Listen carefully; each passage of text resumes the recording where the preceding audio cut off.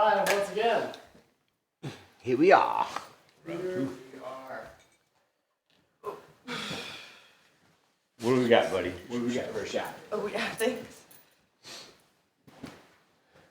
Welcome to COZSNUG. The Cardi is taking a prominent. Hell yeah. Janet. I'm going to play around a little bit with this. Yeah, Okay? Is that okay, Ash? Yeah. No, Janet started growing it. Oh. Garrett's mom. Oh my, look how beautiful you She guys started are. it a long time ago. Ashton, so AJ, you're brand new. We don't know you yet. Let's tell him what COZSNUG is all about. Yeah. AJ, Somebody welcome. tell AJ what's up. He doesn't know what's going on. The mystery's too much. He can't handle it. Come on, give AJ this. Give me the inside scoop. The inside. Awesome. Well, welcome to COZSNUG. This is one of our events we do in Surrender Lab, which has been this kind of thing that Ken and I and a lot of other people have been working on very hard and passionately for the last, I don't know, technically 8 years, but about 6 months we've been doing this. And what COZSNUG is all about, COZSNUG is a word that we came up with, a new word, meaning welcoming connection. It's a mix of cozy and snug. It's put together as COZSNUG, but we've softened the Z and the Z. So it's COZSNUG. I like that. And the idea is it's welcoming connection, being open and authentic with ourselves and receiving each other and everything and all the unique skills that we all have to offer each other. I respect it. Yeah. And what we've been doing in this group is we've been sitting in a circle, a group just like this, and we've asked our questions to empower our empathy for each other. And it's been life questions like, what are some challenges you faced in your life? What are, some things that people have done that meant a lot to you, just like deep life questions, just to kind of discuss how we feel in the present moment. You feel COZSNUG. I feel COZSNUG. It's your own fault. It's your own fault. Thank you. Thank you for feeling COZSNUG. Well, it makes us all feel like we're a little bit bigger with you here, because we don't know you yet, AJ. Again. You're gonna add to our feeling of wow. So it's on the question. Yeah, so on our agenda tonight, we're going to ask this question to ourselves. What is a cause or social issue that you feel strongly about? And what actions are you taking to make a difference? Big one. I know, it's a big question. Well, I can even start out pretty easily on this. Okay. I truly, when I first started doing this, I feel like this has kind of been filling a void that I felt like our society was lacking. Something I really noticed was as, standardized religions started to kind of fall apart. I started to notice that there was this feeling of everyone is this lone island in the world, just fending off everything. And this kind of sense of interconnected, basic community. We're all from the same source. We all are beings here right now. I felt like, that kind of collective trust was kind of lacking. Just the people I saw around me, at least. So I really began just kind of, giving myself a lot of self-care, really leading into loving myself and helping myself out. As I really I believe you have to help yourself out before you can really help others. But as I really got into that, I wanted more and more to express these feelings to other people. And that's really what I began doing. And I met Ken. And he really became this quite inspiration for the both of us. We just kept inspiring. Hi, Kelly. We just kept inspiring the crap out of each other to keep expressing this and doing more and more. For a while, I started out just teaching meditation. But, as I started meditating more and more, I found out how much deeper all of these practices go, and it really turns into love for everyone around me. And every day I just wake up and I like to be with people and learn about you and how you're living your lives and how we can collaborate to make our lives better. I love that. I love hearing you talk words out of your mouth, Ashton. So the cause you care about most is the human cause, and what you're doing about it is this. Yeah, that's pretty broad because it's like, Alex, thank you. We can shut things I off love now. that. No, it's very simple. The simplifier among us. Yeah, in our rehab there, and the women's retreat house, they're always like, keep it simple, sweetheart. They used to say stupid sometimes, but I'm like, no, I'm a sweetheart. Keep it simple, sweetheart. Like I always like, cycle, cycle, cycle. But just sometimes. And I know there's so many issues and problems out there, but something I really saw was this, mental health crisis. Legitimately, I call it a crisis.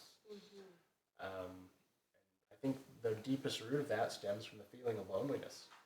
Mm-hmm. Yeah. And this is why I think that this is one of the best nights we do. It's the people. It's the one that we get the most Tell people people to coming come to. here. We have the most people coming to this event because people want community. They want. It's not that we can't find community anyways, but in a place like this, where you're just able to be authentic and open, there's only so many places right now that you can really do this. We've actually had people compare this to like Alcoholics Anonymous kind of things. And it's like, I see the comparison because it's hard to find a group where you can just express your deepest feelings in a safe place where people will listen. Aren't we just a bit beyond the idea that we have to just be getting together so we don't focus on the thing? We're going to get together now, let's focus on the thing. What are we going to focus on? Well, right now we're focusing on practicing our relatability skills. Yeah. Becoming a COZSNUG thing ourselves.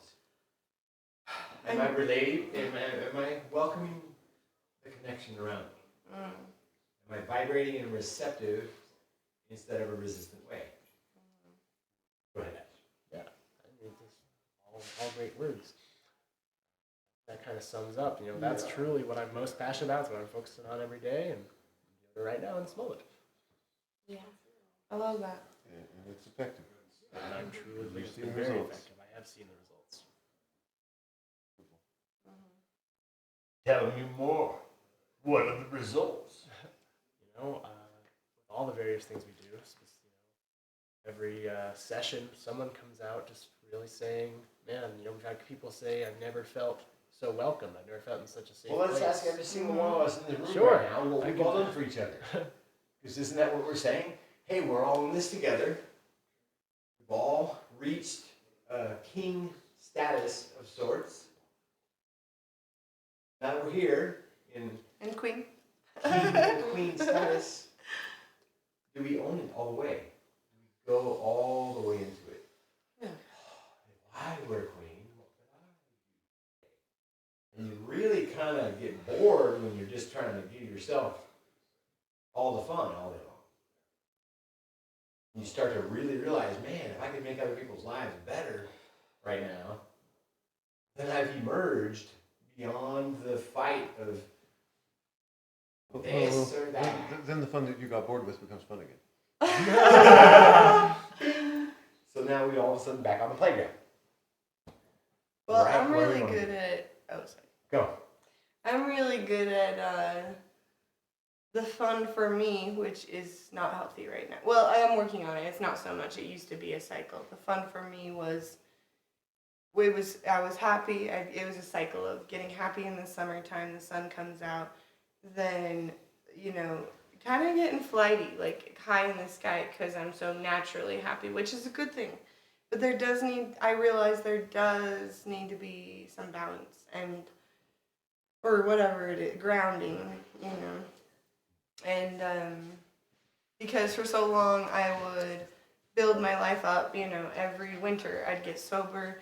I'd be like, I love winter. I'm gonna snowshoe and do all this shit, and I did.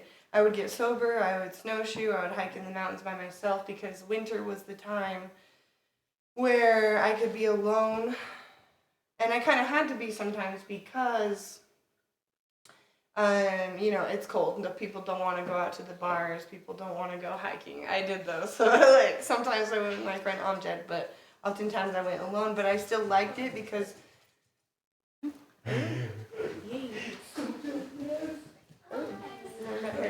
Okay, hi. What's her name? Frankie. Oh, I've I've heard a lot about her. Wonderful things. Was the dog always here? No, she just not a shut up. Oh my God. Was the dog always here?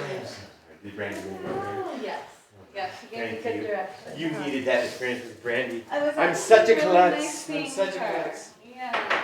I love what you guys have done to the place. Oh, thank you. Yeah, we're I love decorating your for the Halloween hair. party. Thank you. I love your color too. Hey, real quick, I'm Very just gonna fucking just- cute. Can I just tell I love everybody? I love your colors. style. I'm super impressed. Those are lame words. How do I even put it into full context? It's not even the day of the party yet. Day of the party. The party's on the 21st. And yet, why is there tinfoil all over the walls? Because somebody, Yeah. somebody, namely Ashton and Rama Ames over there Oh yeah. behind the cactus, decided that he wanted to be intentional. Yeah. Intentional about, okay, let's make a party that like everybody can see that we put some time into it. So it's still a work in progress. This has been like a few days worth of like a little bit here and there, but a lot of love has gone into turning this place into I'm a little gallery. Yeah, Alex and Come I. together and gather. Yeah, Alex and I really, we've been throwing a Halloween party the last couple of years, and we've been very passionate about it. And every year we put a lot of intentionality into the party, and just by doing that preemptive intention, really, when the actual event comes, it makes it a spectacle. It makes it memorable, and that's what really makes, I think, for a good event. Well, intention tends to make everything a little bit more with the current and to an end Yeah. of some sort. Yeah, exactly. Billy. So, Oh my God. I haven't seen Me you for a and- day. Yeah. Yeah, I see you. Let's Yeah, Billy's Okay. not. Billy's I not. just got here. so talk. I'll just say something short. So Billy. me and Ashton can I share our conversation a little bit about compassion. So we had both had some experiences of our own this week, and we connected with each other in different but very similar ways. And it was all about compassion. So like I read this quote. I might quote it a little off, but it said like every species, every human, or our whatever creature you look into has endured a pain that you possibly could not endure yourself. I'm saying like we all carry pain. Like for so long I would be like, they're dark as fuck because they're treating me this way.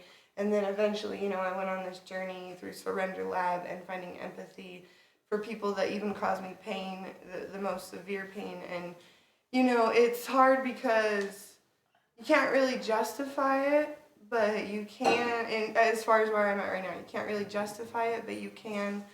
I've found that I can have empathy and compassion that, they endured something I have no idea about. They endured something I probably couldn't endure. So here we are, Anyways. Thank you. Hero's Thank you. journey then. So beautiful. I know some of that story, so I could go on and on and on forever about how in love with the story I am. But Ashton, do you want to say anything about that? I can a little bit. It'd be fun, Carly. Yeah. Carly and I have really been spending some time together working through, both a lot of our past, releasing some of our own past traumas. And we've really been doing it together at the same time. We had some similar emotions that were just kind of deeply rooted patterns. And, came from very different places, but kind of bear the same fruit, similar fruit. And it's been really cool to really get to talk so much with Carly and really learn. I really have learned so much from her to be more sensitive to really everyone, emotions in general, and it's given me a lot of insight into myself and how to be more observant of patterns and to break out of old patterns. And it's been really just magical, honestly.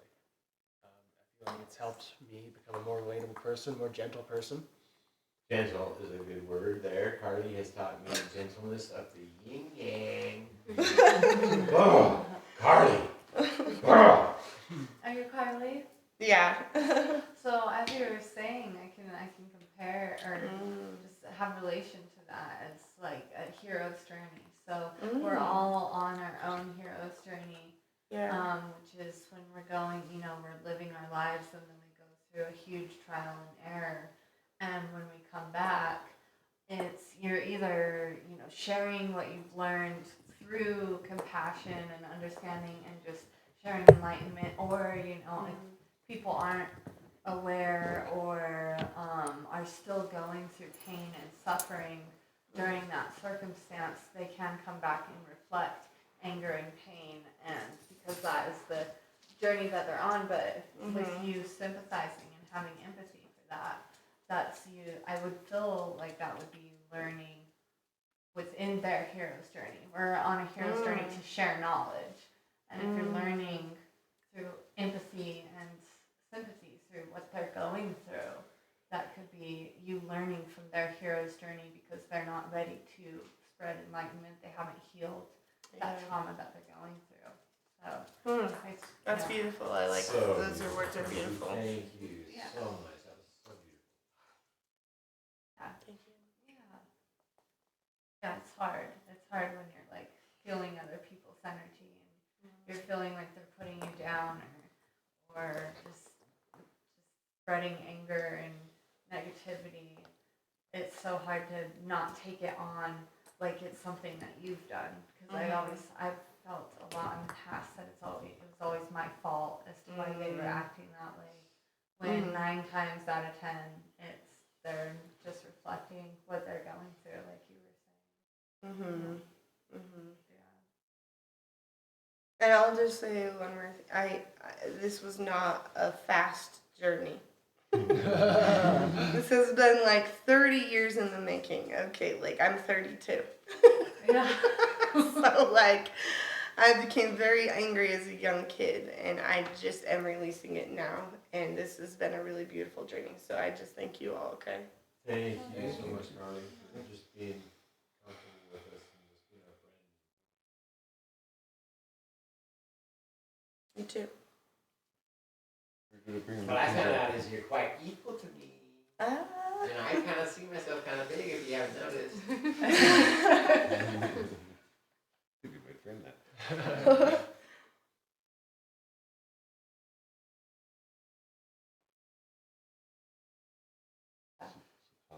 So Callie and Frankie, you guys walked in a bit late. So tonight, our question we've asked ourselves tonight is, what's a cause or social issue that you feel strongly about?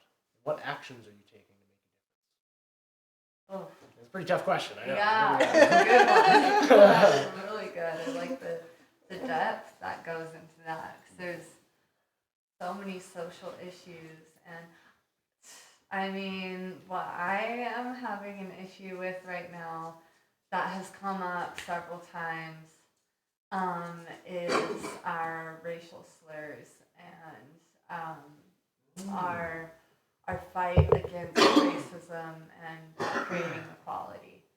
I think it's, and I don't mean like in any offense in any sort of way, but I do feel like the way we're going about it and the way we're socializing about it and, doing these protests and all these things, we're still starting to put labels on ourselves and, Creating boxes.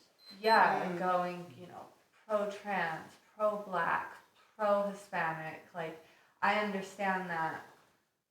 But at the end of the day, what if we were to go pro-white or pro-skinny or all these different things that look frowned upon? And I say we go pro-curly. It kind of reinforces ideological segregation. Wait, say that again. Reinforces ideological segregation. exactly, yeah. Why do we label? Yeah. Why? We place a label because we don't feel safe yet. The second you feel like you're a safe place, you're not placing labels, you're just vibrating receptive to receive the data before you. Okay. Everyone has a unique experience. When do we learn to just stop? Get myself present. Let go of my head story. Listen to learn instead of listening to respond or react. We're no longer triggerable.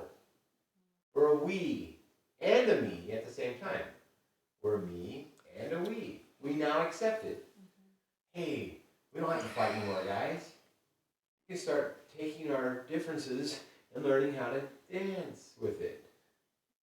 Now all of a sudden we're having fun. playground. Or none of that matters. Where everything matters. Every single thing matters. Every single thing. I would say to All not. of it matters. So now, so much so, that your whole past, I have to own it all right now. All the way, or else we can't keep doing what we're doing. Would you say own it? Sorry. No, I was gonna say what were you gonna say? What would you say own it to let it go? Let it go so we can all become equal. Here's So I'll tell you my everything- part, and I'll tell you my story. I see where you're going with this thing. So, in my experience, what I did was, in my journey, my spiritual journey, I'm climbing the spiritual mountain. And climbing that spiritual mountain, I thought I needed to disconnect from every single thing I connected to because I could see that everything was dictated by my beliefs. So if I believe it, it's happening. Well, I guess I need to get rid of all my beliefs. And that was a stubborn battle. I'm a big, strong guy that forced myself up against myself. And so until I was ready to face my shadow all the way, it was just a big battle. Well, now what? Well, a little further into it, now I'm here. You're all the way to the very end of your battle, and you're like, wow, I'm kind of done fighting. Yeah. I kind of want to be playing now. I think that everybody deserves to enjoy living. That's a good why. I like that when I hear that. Yeah, that's why we do Surrender Lab and COZSNUG and Empowering Empathy, because we believe that everybody deserves to enjoy living their day. Right now. Everyone believes, what if everyone right now around us believed they deserve to enjoy their present moment? They're no longer worried about the this is or the that's, or that we lose our moral superiority. And it comes into us, and we become whole. Because we are whole, we're one. You're love. Whether you believe it or not, you're a big old huge ball of light and love down at the core. It's all inside you. True strength is on the inside. As soon as we tap on the inside, we realize false empowerment is what we've been fed our whole entire lives. False empowerment. It's not real empowerment, but it helped us the whole way. Look how clever we are. We made this for ourselves. We're emerging. And that's all we're doing is just emerging and helping each other. On the way, we're equals. If I'm this big and I see you as my equal, literally as my equal, I know that's what's really going on. Now, hey, what's the unique magic you bring to the table? Everyone has their own unique thing. If we don't have clarity on that yet, I now have clarity on mine. Most of us have clarity on ours. You can get it as soon as you want it. It's just a choice. Hey, here's why I live now. Clarity. Frankie, I love your. I think that it's a really relatable social issue to bring up, especially in the current time. We are getting more. It's this weird way where where we're saying we need to. We need to love everyone. We're all equal, but we also have to say how special each group is individually. And the sentiment in that is so beautiful, right? We hear that, and it's like, oh yes, support everyone's differences. But then it becomes participation trophy. You're special because you were born in this group, even though you didn't have any choice. But you're still. But we have to praise all that. But so it's this balance where it sounds like yes, of course we should do that. But what's too far is kind of the question. I'd love to know kind of where you want, in your own self, when you think about this problem, like how would we mitigate that? Because like it's kind of a tight issue where yes, we want to support everyone, but at what extent are we making the box a little too strict? All we gotta do is just talk about the concept. Just Well, talk about racial slurs. If you make some racial slurs, the rest of us are looking at you saying, come on, are you serious? But I don't know. Well, if it's it not is. exactly about racial slurs. Frankie brought up, it's like, pro-black, Sorry, pro-Hispanic, okay. but you say pro-white, and then it's, whoa, buddy. That is a racial slur Yeah. to society, That's a which very violent way we're to talk. saying, Yeah. but is saying pro-black because All of it is. Right. Exactly. If we pander to the duality, we're always stuck in a fight. Because the duality only knows we're dueling. I think everybody deserves to be proud of who they are and where they come from. I don't think anybody needs to prove any sort of I don't know, equality. Everybody deserves equality. Yeah, love, and it's all our acceptance. planet. I like how Yeah. you brought up the word prove. Yeah. Because that's Yeah. kind of where it is. It's like, oh, we can prove how equal we all are, so we can shove it in everyone's faces. Wait, slow down. We're already equal. Let's We're work from all- that basis. We're already equal. Instead of trying to convince ourselves we're equal, let's start from equality. Yeah. I do think it is. I mean, to a certain degree, it would be necessary though, because I still feel like, you know, Black Lives Matter was very, very important, and our trans movement that we're having right now is, and our LGBTQ. Those things are all very, very important. But as you're saying, what's the extent that we need to go Right. to, and We're doing it right now. This is the exact present live moment. We're doing this very thing. yes, but how far? What can we do Yeah. to acknowledge and spread knowledge, knowledge to the people that maybe this has gone too far with certain things. I think it By really using accurate and consistent language.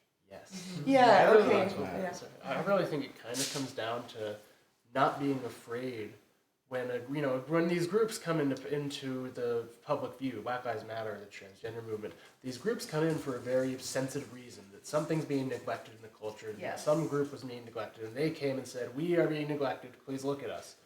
But as they get the stage, you get the spotlight. It gets your demands. Gonna get you can say, "I want this." And a lot of people can be afraid to say, wait, that's not balanced, because they don't want to be against the popular group right now. Yeah. So I think it kind of just comes down to being authentic with ourselves and being honest. When we see something that isn't fair, even when it has good intentions, we have to be willing and brave enough to say, hey, wait, that's not all the way right. Yeah. That can be scary, for sure. Yeah. Yeah. Some big buttons we could be pushing. Yeah. Yeah. I've thought of that too. So, but no.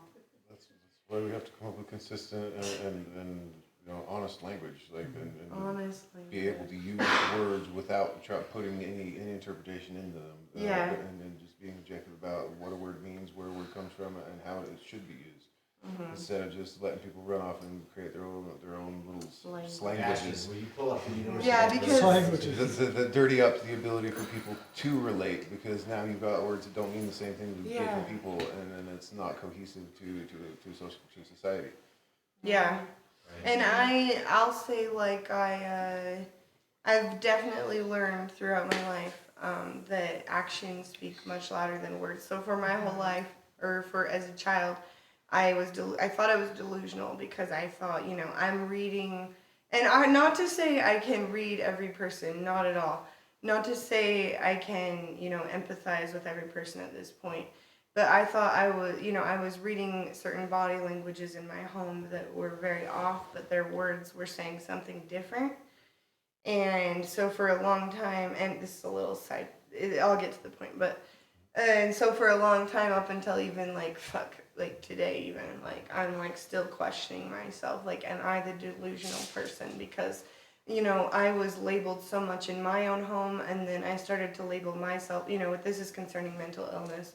But I started to label myself, I thought I had all these problems, and my therapist said to me, "What's wrong with you?"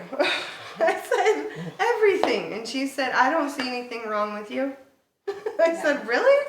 She said, "No, you've been told there's so many things wrong with you because people use these words, we label each other, we tell everybody what's wrong with them, and then when somebody who has something sacred to say about their culture or themselves as an individual, we get defensive because we're in fear, because we're like, no, I wasn't offending you, but no, you're not hearing them because you did offend them. Listen to them and be humble because you just offended them by speaking improper, cruel words in their language.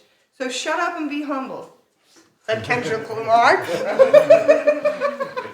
But love is just, again, inconsistency in interpretation and understanding of words. Yeah, clarity, what you're saying. Yeah, clarity.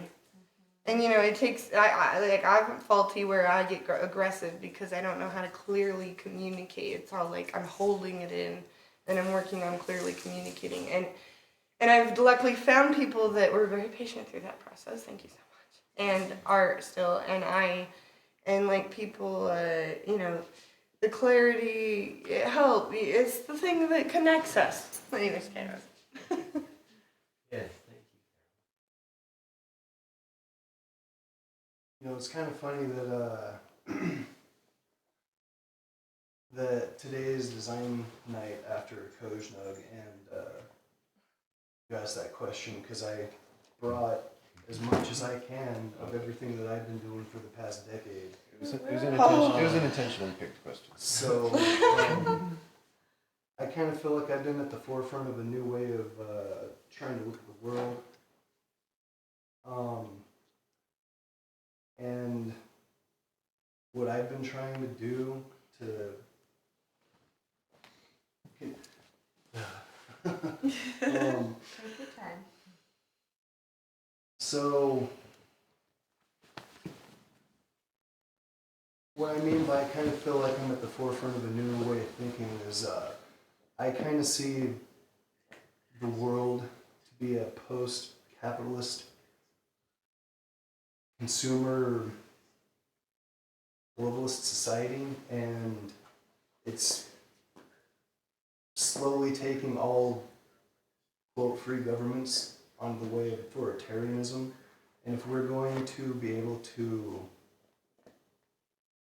build new paradigms of equality and equity and egalitarianism and just things different from the past 200 or 300 years or 400 years that the world's been operating under, that's kind of what I've been working on. Like I've said in the past, I was raised a sovereign citizen, so I've had a unique perspective on how society supposedly operates. And breaking free from that and learning how the world actually works has kind of given me the perspective, okay, well, if what I see is coming actually does come, this needs to happen in a way to hopefully bring about these desires that I feel a lot of us in this group have of being able to bring equality and unity and a better existence, at least for ourselves, if hopefully not for the greater of all of humanity. So it's just kind of synchronistic that that question was chosen. I don't know. I've been going through a rough time in my life, so it's just kind of interesting that tonight's the night that I bring all my stuff, and it's like, hey, what are you doing?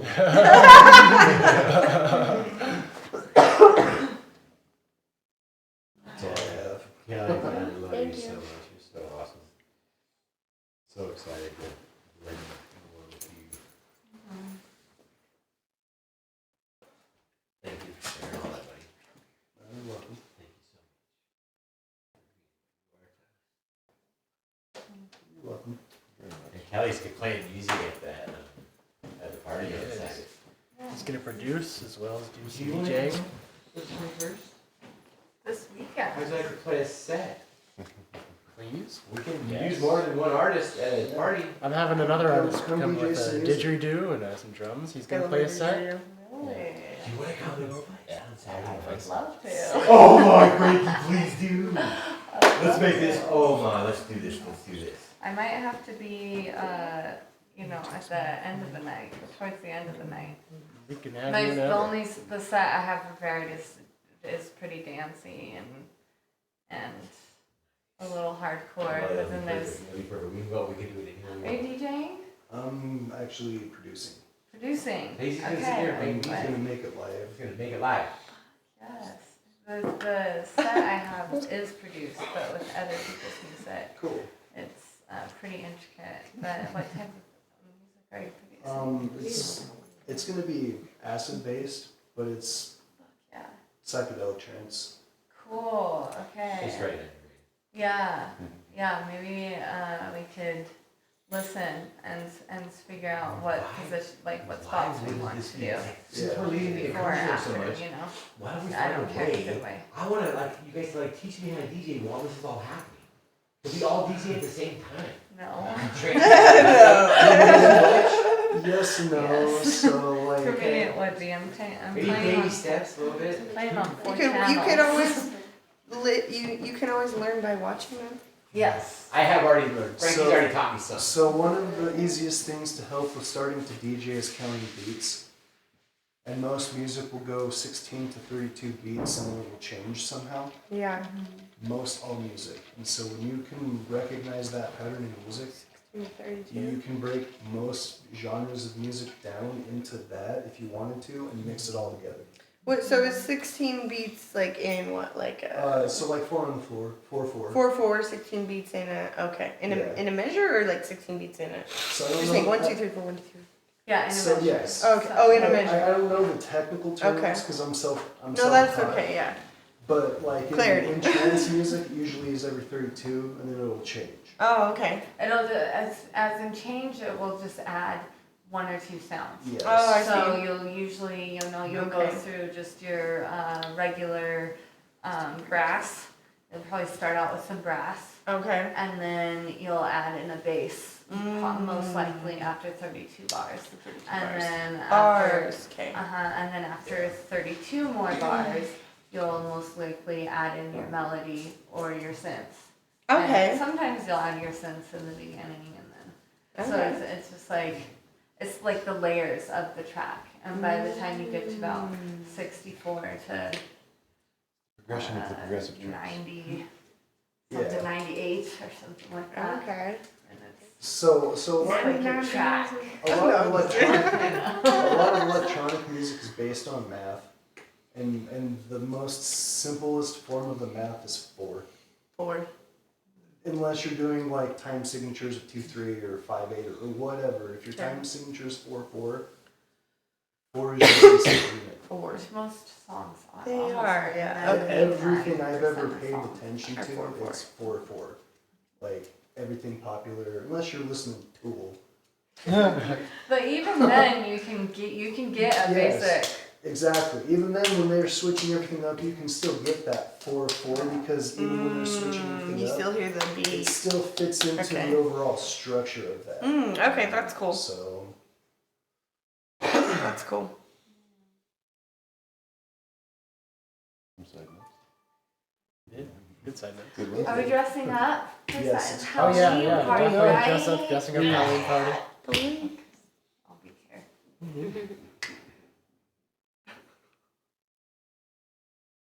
Well, does anyone else have anything they feel they want to share on our question tonight?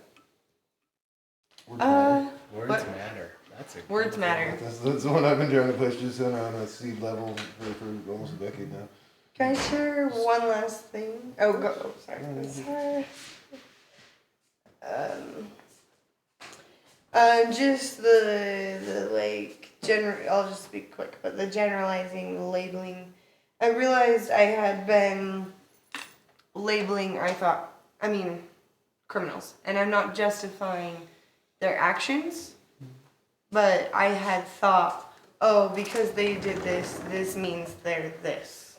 This one action means they're completely their whole life this. And we were talking the other day, change is consistent. That's the only consistency, change. And I heard one time in a documentary, we are all capable of everything, which gives us the power, and we can use that for dark or light or whatever, But I realized I had been generalizing criminals and labeling for, in my opinion, darker stuff. Not addicts necessarily, darker, behaviors. And I don't really, my social issue right now that I'd like to work on is I don't really know the proper way to go about dealing with criminals that commit really dark sins. Like, I don't really believe in the death penalty, but at the same time, I've watched some really dark shit on documentaries. If they're doing that type of shit, like, should they really be on this planet? But is it my decision, or is it God's? Or, like today Chelsea was like, let it go to God. I was like, really? She's like, yep, he gotcha. So just surrender. That's the big thing, which I know you have to protect yourself. Sometimes you gotta file a case. But God will let you know. I really found that out today. God will let you know when the timing is right, if it is proper, and He will set up the journey for you. my whole journey was set up. It was dark, but then it got light. And I had to do some shit today that just clarified everything. And God set it all up for me. It wasn't like I was pushing against a wall. It was like, okay, I feel relieved. Thank you, God. So, surrender. That's awesome. But anyways. So Kind of a cool word. I'd also like to touch upon what Lincoln has, that language does matter. You know, any and all institutions, organizations, and groups of humans, when they get together, they do delineate limits in their words and what they use among each other, their definitions. Well, that's the very first thing that every legislative piece of law ever starts with is definitions. Most all of them, yeah. Yeah, if it's not in the section, in the subsection, it's because it was at the beginning of the the main section. And if it's not there, then it's at the beginning of the whole thing. And if it's not there, then they're using definitions common to old, like 1700. It's ridiculous. But We gotta have something to refer to. so you know, and part of what I'm trying to do with building a new paradigm is setting explicit definitions, boundaries, limits, whatever you call them, on my word usage. And this is what I mean when I'm talking about this in this specific context. Because I think a lot of the problem social media has introduced to all societies around the world is context. People no longer really have a context for things, and they just have the ability to say whatever they want behind the anonymity of keyboard. And with that anonymous nature and the lacking of context, breakdown in communication is bound to happen. And like Frankie said, once you say something like pro-white, automatically you're going into realms that are going to offend people who just want to be offended, but also have a legitimate right to be offended. And if we're going to try to come to some kind of amicable relationship, I guess, I think we need to start coming up with new boundaries and pushing them into the world, because right now it's out of control. All, like Lincoln said, what was it? Slanguage. Language. That's what we have now, and I don't. And I understand why it exists. However, Billy, no. pushing it all, Do not swallow those bits. Wow. pushing this language, I understand and I comprehend why certain marginalized groups do it. However, they start to lose the context and focus when they start to press that onto everybody else and people who don't want to do that. And so, from my perception and perspective, trying to bring new ideas into a culture that's so inundated with division and hate among itself, it seems futile. And so that's why I try to focus on building something new for myself and the people that I want to bring on board, so we can live by example and show other people in the world, hey, you don't have to fight a culture war that's made up. Yeah. You can come to agreements. I mean, I think it was It wasn't exactly made up though. It was through evolution. True. Like, we definitely created this division on our own doing. Yes, I agree with that. That's a good way to So, push it. yeah. I mean, so- The perpetuation of it has largely been a culture war. Like we could have done like thrown this out the window a long time ago if we would quit with a lot of the intentional interjections by media into stoking flames. Yes, the exaggeration was definitely made up by Yeah. us, that as far as it has extended, as Link was. Yeah, and that's why I like Surrender Labs, specifically COZSNUG, is they've come up with the idea of their own word that means something to them. Exactly kind of what I've been Did you doing. say them? I thought you were one of us. Well, sorry, yes. Us, we, all of us, sorry. I'm talking. But anyways, I like the idea because it's taking back some power that's been lost. It's perhaps been given away. Your strength is on the inside. You're everything. So there's my language rant. Thank you.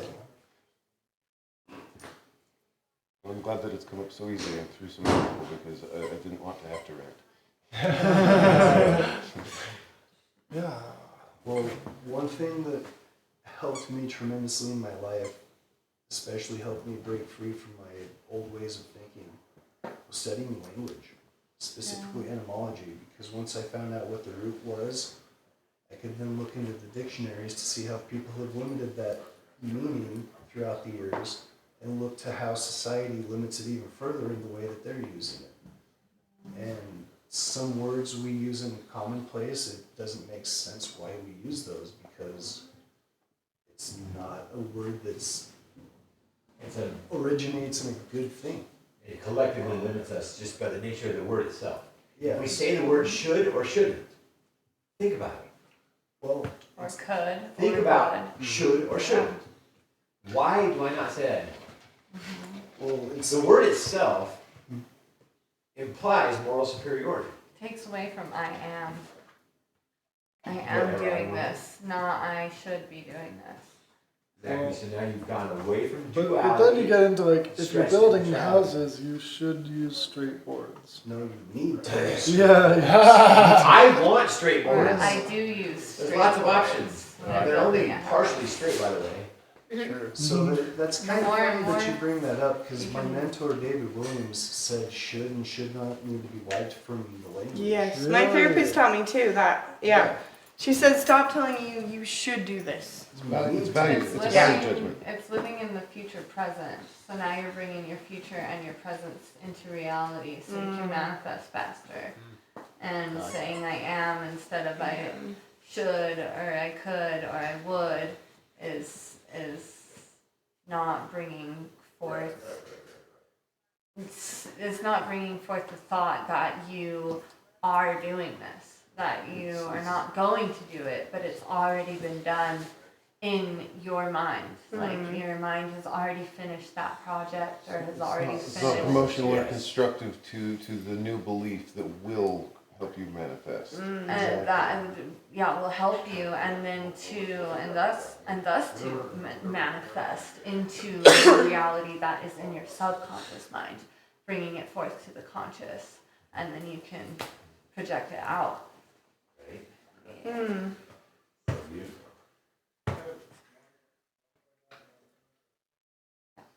Om. Like Om.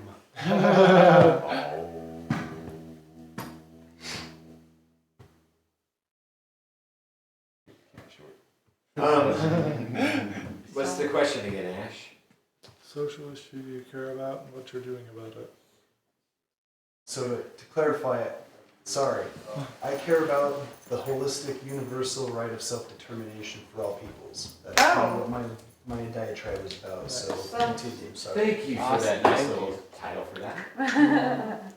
You gonna click notes? So I have a lot of causes I concern myself with mentally. The one I suppose I'm actually doing something about is the rise of abstract, completely objectified materialism. I think objectifies humans and dulls the spirit. And what I've finally started doing about that is I read Bret Easton Ellis's American Psycho. If you've read it, you know it's a hard read. And I'm writing an essay about it so that people can get the central message of the text without having to wade through the gore, as it were. Thank you, Alex. Thank you.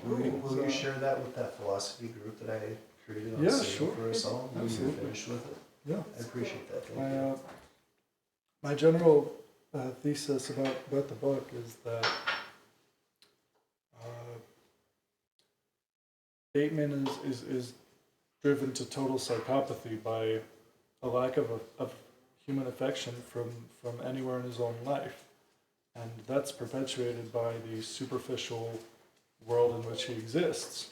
And so as the novel goes on, like, he gets more unhinged and the crimes get more nasty and brutal. And so every single victim is something, as far as I can tell, it's something that Bateman abhors about society or himself. And as that process continues on, the process of total immersion within empty material goods for the sake of validation within a social hierarchy, the detachment just gets further and further. And I think that happens to a lot of people. So to sum up my thesis on it, Patrick Bateman's not just the American psycho, he's the American man. Thank you. Yes. Thank you. He's the, what's the word? Like if something's over plentiful, the oversaturation The epitome? of, sure, the oversaturation of materialism creates heartless people. The abundance? Yeah. Or overabundance. Yeah, okay. Yeah, I really like that because, like, it's like it's almost like we it actually gets to this point where we have all of the choices, right? We have so much freedom. We almost have too many choices in the real sense where, I can go to the store and I can buy how many brands of cleaning products that are all exactly the same, but they're telling me they're all different and better, and we get all these choices and it can really paralyze us. Oh yeah, it lends to executive dysfunction. Yeah.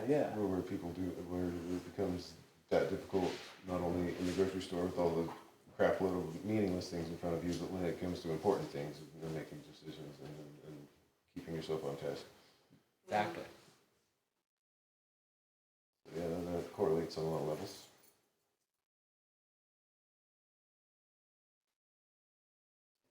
We're about out of time, but I'd really love to have Ken.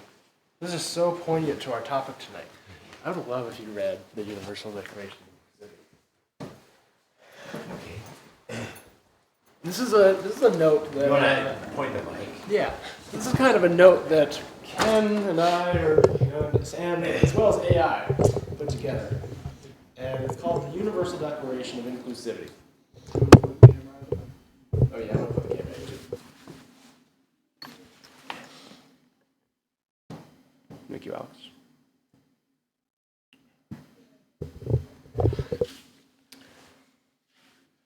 The Universal Declaration of Inclusivity.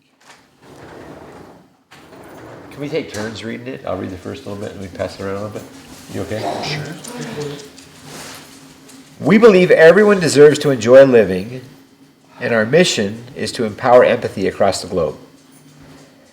By embracing inclusivity, we can improve our ability to see the humanity in others and expand our perspective, leading to a more fulfilling life. Violations of human dignity, such as slavery, rape, torture, labor exploitation, and social exclusivity, must be addressed by embodying the characteristics of inclusivity: maturity, humanity, dignity, love, and reward.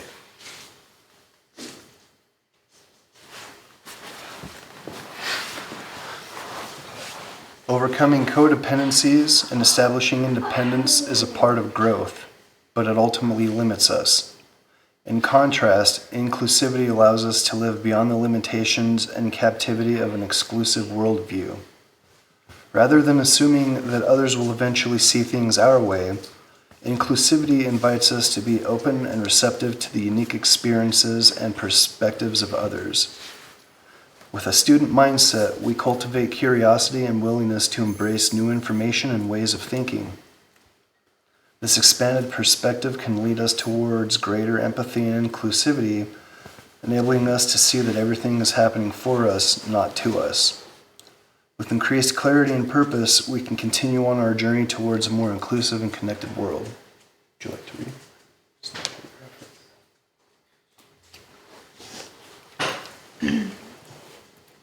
Let's break free from exclusive thinking and embrace inclusivity as a way of living. We invite you to join us on this journey towards a more inclusive world by honoring those we may disagree with and finding beauty in contrasting walks of life. Inclusivity can be a guiding principle in our interactions with others, regardless of differences in opinions, beliefs, or backgrounds. Together, we can build a more inclusive and compassionate world for all.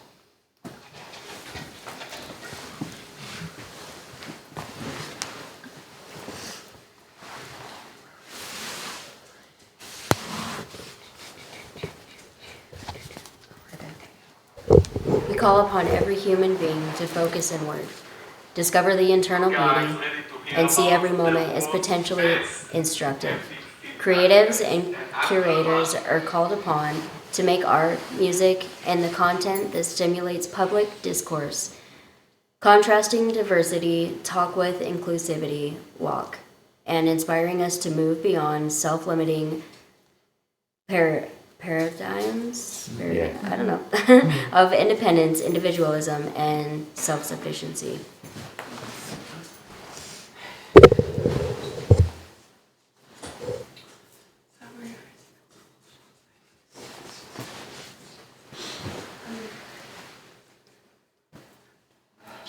Yeah, see, I don't think individualism and self-sufficiency are false empowerment or self-limiting paradigms. They're ultimately very powerful for us.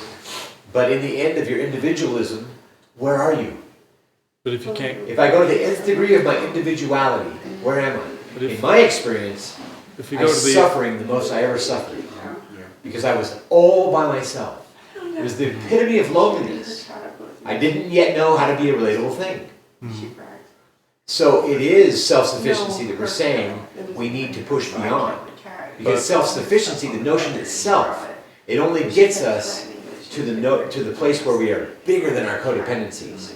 And that's a step along the way too, just like our independence is. But you find codependency by surrounding yourself with too many people and never being self-sufficient, and that's why a lot of people don't even know if they're a real thing. I think that's why we're experiencing this widespread identity crisis. I do think we need to find self-sufficiency and our own individuality. But I feel like, as Ken believes, beyond that, after we have found our own individuality and our self-sufficient reliance, what extends beyond that is that when we start seeking others, start creating and cohabiting as one, co-creating as one, and bringing in forth the universal energy as well, which is all, it's all of us. You don't really all have to prove connected. self-sufficiency and individualism to anything except for your ego, and that's not really necessary, but it can be a valuable tool to learn along the way. I would think so, yeah, especially to people who feel so small and so, you know, like say they've been through lots of trauma, or say they have huge social anxiety issues, or all of these things. They need their ego. They need their ego and their confidence and their everything to build them up to create some sort of individuality. But then after that, I think it's just like an extension of consciousness and enlightenment, maybe. I don't know. You're now partnered with your ego, and your ego has grown up a little bit. And you now accept your individualism. Yes, I am a full me, and my life matters all the way. Every life matters all the way. Yes, I get it now. Now what do I want my story to look like? I don't know. There's somebody. Let me ask them anything. So what about those of us that view their individualism in a collectivist mindset, and that they are an individual, but in that individuality they still are part of it all? Yes, that's exactly how it's going for all of us right now. So we have to honor that, or else we're not present. So that's kind of where I agree with Alex here. Is my individualism, for me personally, it's collectivist in the sense that that's where I've come and evolved my understanding of existence to be. Is even though I am an individual and we are individuals, recognizing that and accepting that isn't necessarily a bad thing. It only becomes a bad thing when we allow our ego to get in the way. That's exactly the Yeah, point. I really think There's that's no the- killing of the ego. If you're trying to kill your ego still, then it will let the by- light shine on you and see But and show you that you're still violent. by labeling individualism and self-sufficiency as self-limiting beliefs and false empowerment, that's a Yeah. Let It's me doing let just me that. exacerbate. Let It's me trying to kill elaborate your on it a ego. little It can be bit. clarified, yeah. I am the ultimate megalomaniac of all time when I say every word I'm saying. Right now. Right? If I'm believing that I'm everything, then aren't I the ultimate of fucking megalomaniacs? Are you? I don't know. Yes, I am. I'm embodying it inside myself. I feel it. Now, what do I do with this? Because all it does is make me feel like I just have so much love and light to illuminate all the spots inside of me that are still dark and tense and tight. And I'm becoming more fluid as I lean into some sort of an ideal. If my sight is out that individuality is something that's I'm hanging in front of me, eventually I'll get independent. I'm missing the mark that it's always now. And I've been skipping the now because I've been forward facing. Anxious. I probably have anxiety attacks in my life because I'm forward, a little bit off kilter. I'm not balanced. If I am prone to the past, I'm prone to depression. I'm prone to sinking in and oh no, life's happening to me at the ultimate. So no matter where I'm at, I'm always wanting to get back to homeostasis, whether I'm doing it or not. The bigger part of me wants to get back to balance again because we don't like the tension, we don't like the fight, we don't like all that. So now we've gotten big enough collectively to start gaining some collective trust. And now we have the ability to have some new words like relatability. So simple. Hey, are we going to get along or not, guys? We've been acting like it's a this or that for a long time. We sound kind of stupid when we're talking like it's a this or that. Because the rest of us know that there's also a lot of other options right now besides what you're bitching about. Well, I really hear what you're saying in that, Alex, because you hear individuality and self-sufficiency are limiting paradigms. The hell do you mean? Because we value that as a society so much. So, But sorry. yeah. But what we intentionally, I had the exact same thought when I first read that and was writing it. A lot of people do. A lot of people do, but it's intentionally written that way because we have valued self-sufficiency and independence so much as a culture to the point we've started to neglect our And collaboration. what we do is we talk about diversity. We keep talking about diversity. And look what we're doing. We're talking about diversity and all of a sudden we're divided. What we're talking about, it's a divisive thing to talk about diversity. Watch what happens as soon as you let go. And you start walking inclusively right now.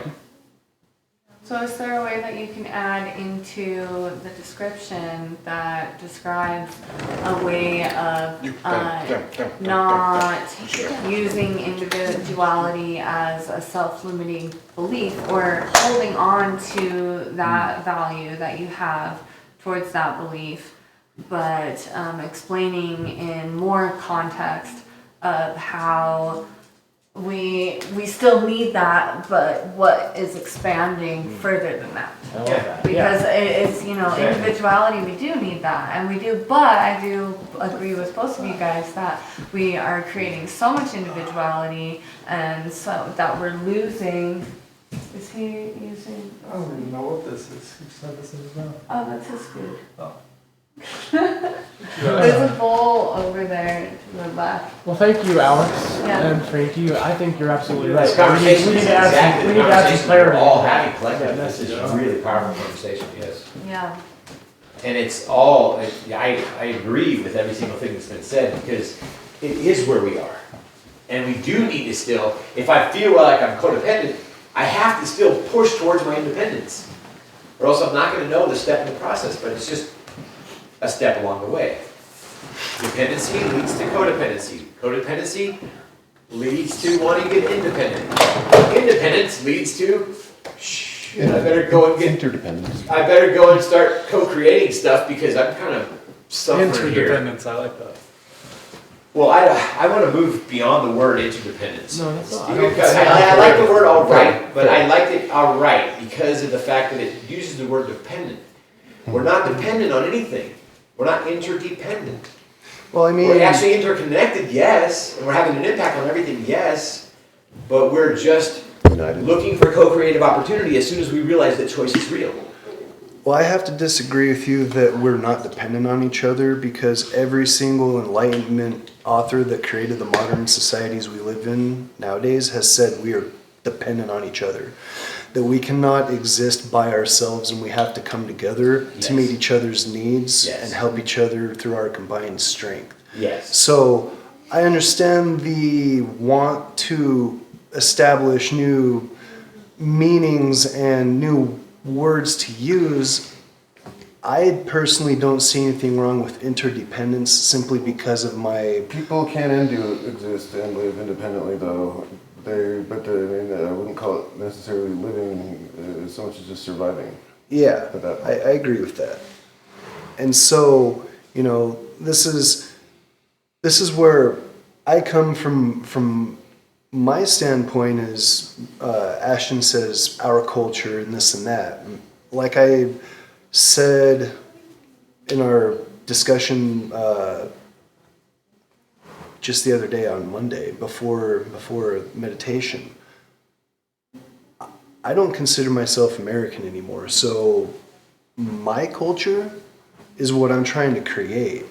And I think that a lot of us see, including myself, see the culture we grew up in to be something that it's not what we were told. And so a lot of us want to try to change that, but if we're going to be realistic, we're 7 people right now? Yeah, 7.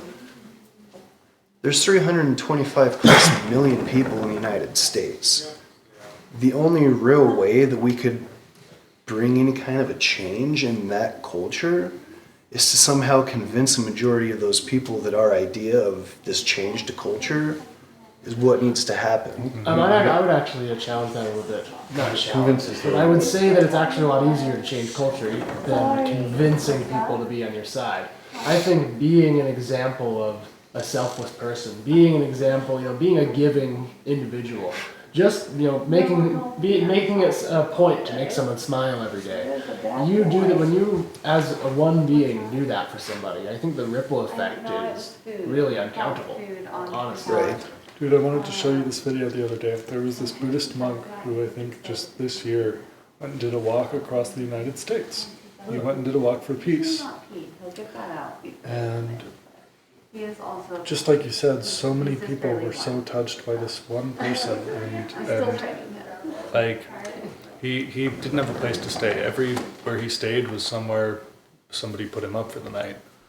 And they were just so touched by the kindness of this person. Like, people cried during the interviews about it. Just this one man with such profound compassion for ordinary people. So beautiful. Yeah, that's beautiful. So I agree when it comes to changing the laws, changing bigger rules. But when I see changing culture, I really think it's way more subtle than that, and we don't have to convince anybody anything. You just be the culture that you want to create. And if people like it and they vibe with it, they'll integrate it into themselves.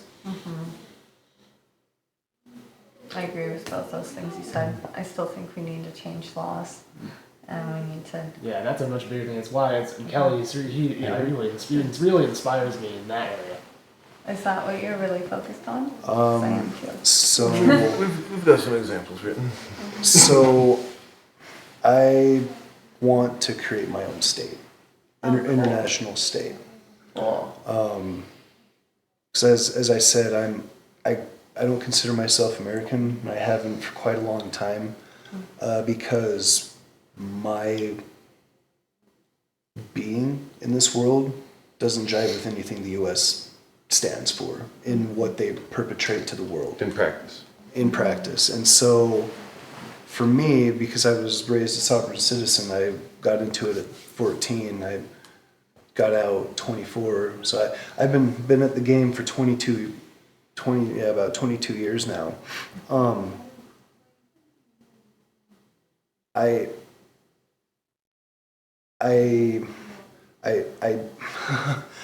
I see representative government as ways to keep people in a kind of soft servitude, to where they'll elect people who make these promises but then get to office and don't follow those promises, and there's no recourse except voting them out. So it's a continuous cycle of insanity, because the only power the citizenry have, because they're the consent to be governed that give power, all they have is the right of suffrage, vote. They don't have any contract right in any of the constitutions to say, hey, no, like, you're breaking the Constitution.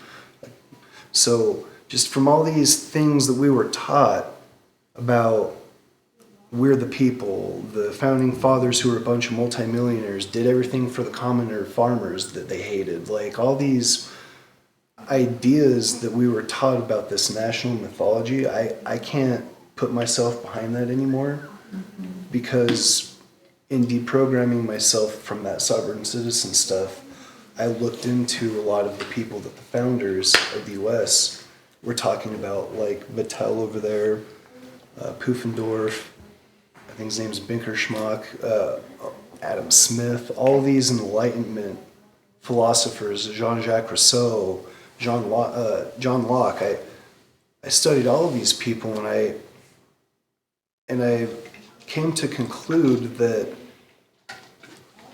a republic is an aristocracy, and the modern equivalent is corporate proxy. So if you have a share in a corporation and you can't make the vote, you assign a proxy to vote for you. That's all representation is. And to kind of make it more abstract, we use the term transmogrify, which means to magically transmute, basically. So representatives, when the masses vote for them, they're transmuting these people into them. So the representatives are literally them. So when they get there, that's why they don't have to listen to the constituency. They are the constituency. They are the living embodiment of the constituency via representation. And so if that representative wants to fatten their pocket by lobbying from corporations, they have every right, quote unquote, to do that with no recourse other than we vote them out. And somebody votes them back in. If we can vote them out. Exactly.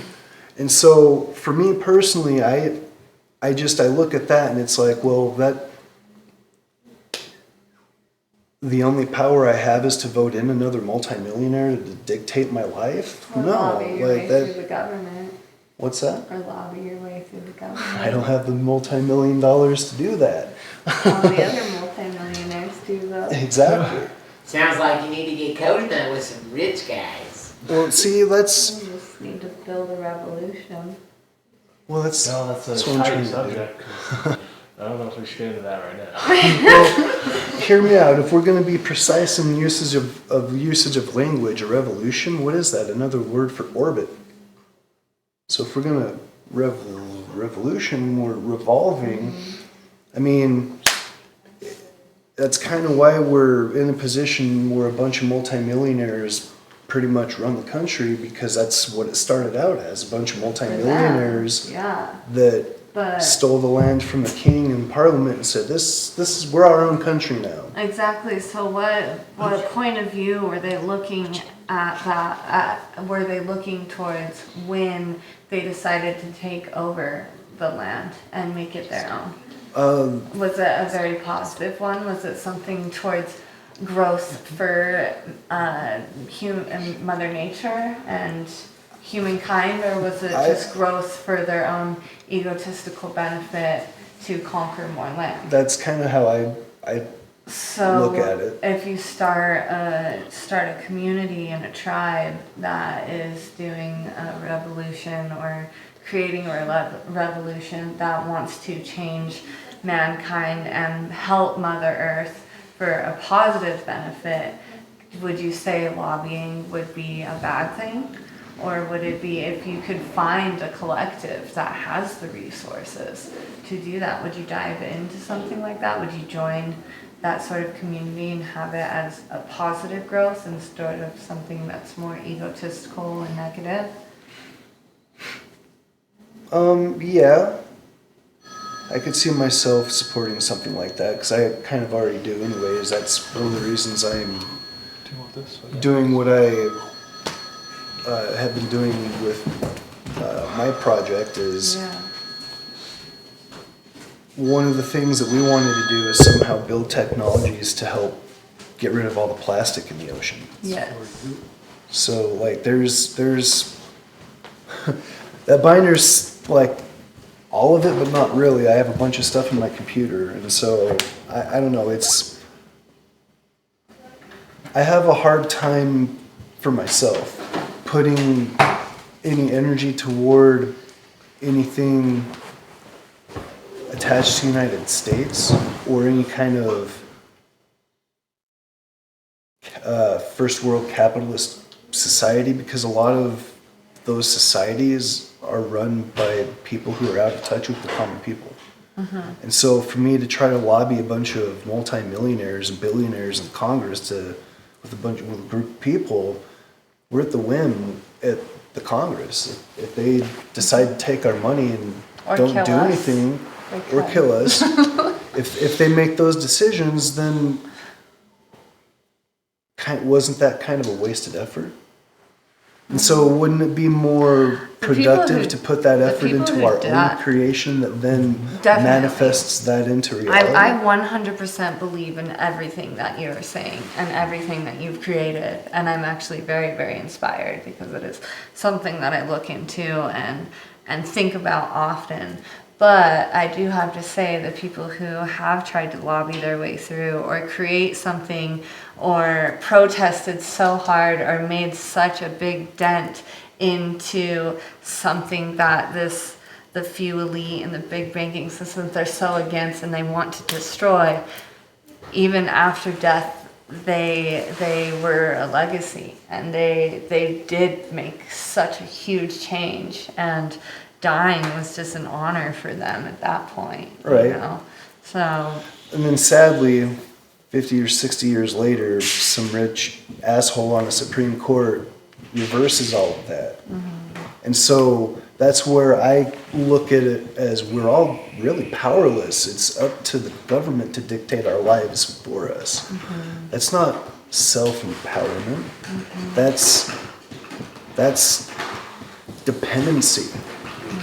Like a complicit dependency that's not healthy, at least in my perspective. Well, they want you to feel that you're interdependent with them because they use all this we language, but they're doing it underneath the pretension of false empowerment. I wouldn't use the word interdependent, I would say dependent, but yes, I agree with you. But I'm saying they put up the words to try to make it look like, hey, you guys, we're doing this because it's all of us. Yeah. Or you guys Yes, are yes. independent. But then you at guys the own same your time, own houses. we rule you guys, That's why words matter. Hashtag words matter. Yeah, exactly. That's where we should probably end it with hashtag words matter. Maybe the new campaign for the whole world is words matter. Hashtag words matter. Hashtag COZSNUG, hashtag words matter. Well, thank you, everyone. So it shall be. I knew we were going to get quite the spicy conversation with that question, so I'm really glad we were so willing to listen to each other and, really Beautiful. discuss these kinds of things, because we're in a tight spot in the political environment. Yes. A lot of triggering, a lot of anger. So it was actually so beautiful to watch this conversation unfold in such a calm manner. Absolutely love the question you came up with. I thought that was fucking genius. Just like, yes, let's get these social issues out of the way Yeah, and it's, bring something it we up don't normally to. talk on, but it just felt right. It felt right tonight. Fuck yeah. It really was right. So thank you, everyone. Thank you, everybody. And thank you for those watching. I hope you enjoyed. Oh, it's right there. Like waving this way. Goodbye. Screen. Bye. Aloha. We'll see you next week. Work it.